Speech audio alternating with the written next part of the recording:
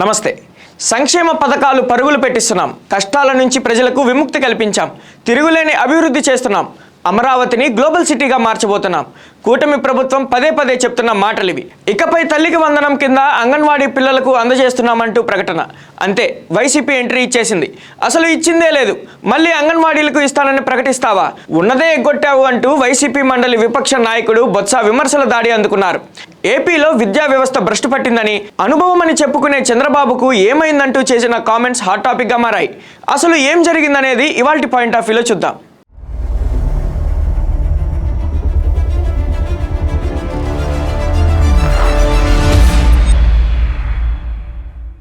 ఆంధ్రప్రదేశ్లో పాఠశాల విద్యార్థుల తల్లులకు అందించే ప్రతిష్టాత్మక సంక్షేమ పథకం చుట్టూ ఇప్పుడు తీవ్ర రాజకీయ దుమారం జరుగుతోంది.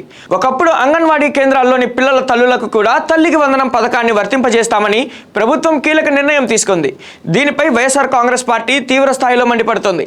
కూటమి ప్రభుత్వం మొదటి విడతలోనే నిధుల కోత విధించి విద్యార్థుల తల్లులను మోసం చేసిందంటూ వైసీపీ శాసన మండలి విపక్ష నేత మాజీ విద్యాశాఖ మంత్రి బొత్స సత్యనారాయణ ఆరోపణలు చేశారు.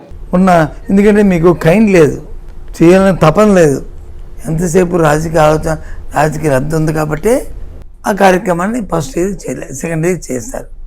ఓకే, సెకండ్ ఇయర్ చేసినప్పుడు ఎంతమంది వీడియోస్ ద్వారా మీరు ఉన్న లెక్కల ప్రకారము రాష్ట్రంలో ప్రీ ప్రైమరీ కలుపుకుంటే 80 లక్షలు, పోనీ అది తీసేస్తే 80 లక్షలు, మీరు ఇస్తారన్న 15,000 రూపాయలుతో లెక్క పెట్టుకుంటే సుమారు 13,000 కోట్లు కావాలి. 2,02,000 రూపాయలు తగ్గించారు. దేనికి? స్కూల్ తాలూకా మెయింటెనెన్స్కి, వాటికి. గత ప్రభుత్వం కూడా తగ్గించాం, 15,000 చెప్పి 13 ఇచ్చాం. వాస్తవం అది చెప్పాము మేము. స్కూల్ తాలూకా ఇంపార్టెన్స్ కోసం స్కూల్లో చాలా నీట్గా తయారు చేయడం ఆలోచనతోనే ఈ కార్యక్రమాన్ని చేస్తున్నాం అని చెప్పాము. మీరేం చెప్పారు అప్పుడు? ఈ 2,000 రూపాయలు కలిపి మేము ఇస్తాము, అవి ప్రభుత్వం చూసుకున్నది, ఆ విషయాన్ని అవి కాదు అని చెప్పారు. మీరు మళ్ళీ గుర్తుచేస్తున్నాను నేను. ఆ రోజు చెప్పిన మాట ఏంటి? ఆ 2,000 రూపాయలు ప్రభుత్వం చూసుకుంటుంది, అన్ని 15,000 రూపాయలు ఇవ్వాలి కదా అన్నారు, కానీ ఇవ్వలే. ప్రభుత్వ పాఠశాలల్లో చదివే విద్యార్థుల తల్లులకు అందాల్సిన నిధుల్లో కూటమి ప్రభుత్వం భారీగా కోత పెట్టిందని బొత్స సత్యనారాయణ విమర్శించారు. మొదటి విడత కింద ఇవ్వాల్సిన 13,000 రూపాయల ఆర్థిక సాయానికి గాను కేవలం 8,000 మాత్రమే ఇచ్చి చేతులు దులుపుకున్నారని, మిగిలిన పైసలను కూటమి ప్రభుత్వం పూర్తిగా ఎగ్గొట్టిందని ఆయన ఆరోపించారు. ఈ రకమైన అరాకొర నిధుల కేటాయింపులతో రాష్ట్రంలో విద్యా వ్యవస్థను కూటమి ప్రభుత్వం పూర్తిగా భ్రష్టు పట్టించిందంటూ ఆయన తీవ్ర ఆవేదన వ్యక్తం చేశారు.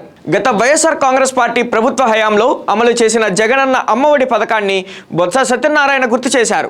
వైసీపీ ప్రభుత్వ హయాంలో ప్రతి పాఠశాలలోని విద్యార్థుల తల్లుల ఖాతాల్లో ఎలాంటి కోతలు లేకుండా అత్యంత పారదర్శకంగా సకాలంలో నిధులను జమ చేశామని ఆయన వివరించారు. నాటి ప్రభుత్వ విద్యా సంస్కరణలకు నేటి కూటమి ప్రభుత్వ విధానాలకు నక్కకు నాగలోకానికి ఉన్నంత తేడా ఉందంటూ ఆయన ఎద్దేవా చేశారు. కూటమి ప్రభుత్వం అంగన్వాడీలకు కూడా ఈ పథకాన్ని విస్తరిస్తామని చెప్పడం ద్వారా కొత్త లబ్ధిదారులను ఆకట్టుకునే ప్రయత్నం చేస్తోంది.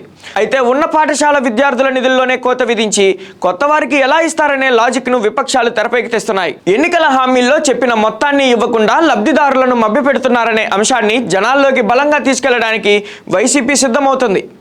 బొత్స సత్యనారాయణ చేసిన కామెంట్స్ రాబోయే రోజుల్లో అసెంబ్లీతో పాటు మండలిలో పెద్ద ఎత్తున చర్చకు దారితీసే అవకాశం కూడా ఉంది. ఇక్కడ మరో విషయం కూడా చెప్పుకోవాలి. అధికార పక్షం, ప్రతిపక్షం రాజకీయ విమర్శలు చేసుకోవడం సహజం. కానీ బొత్స సీన్లోకి ఎంటర్ అయ్యారంటే ప్రభుత్వం అందించే పథకాల లోపాలను ఎత్తి చూపడంలో ఆయన దిట్ట అనే పేరుంది. అందుకు తగ్గట్టుగానే బొత్స సత్యనారాయణ ప్రెస్ మీట్ నిర్వహిస్తున్నారంటే ప్రభుత్వానికి మరకతో పాటు చురకలు అంటించడం ఖాయంగా అని భావిస్తారు. పక్కా ఆధారాలతో గ్రౌండ్ లెవెల్ సమస్యల్లో ఆయన ప్రభుత్వాన్ని ఇరకాటంలో పడేస్తారు. ఇప్పుడు సంక్షేమ పథకాల నిధుల విడుదలపై విపక్ష నేత బొత్స సత్యనారాయణ నిలదీయడం ఇప్పుడు కూటమి ప్రభుత్వానికి పెద్ద సవాల్గా మారింది. ఒకవైపు బడ్జెట్ సవాలు చూపిస్తూ నిధులు తగ్గిస్తున్నారా, లేక దీని వెనుక మరేదైనా టెక్నికల్ రీజన్ ఉందా అనే చర్చలు కూడా నడుస్తున్నాయి. ఏది ఏమైనా విద్యార్థుల తల్లుల అకౌంట్లలో పడిన నిధులపై వైసీపీ చేస్తున్న ఈ విమర్శలు రాబోయే రోజుల్లో ఎలాంటి రాజకీయ మలుపు తిరుగుతాయో వేచి చూడాలి.